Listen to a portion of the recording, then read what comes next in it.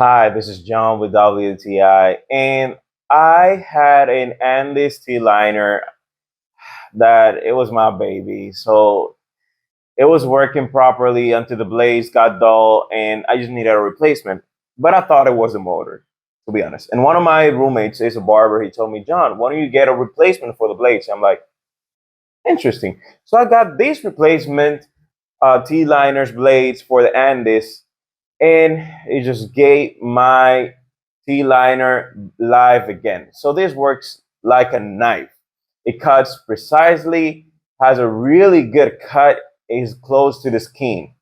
I just put this, we came with the two little screwdrivers, or the screwdrivers of the Andis T-liner, put it there, a little bit of oil, and it works like perfect, like the same day it was bought.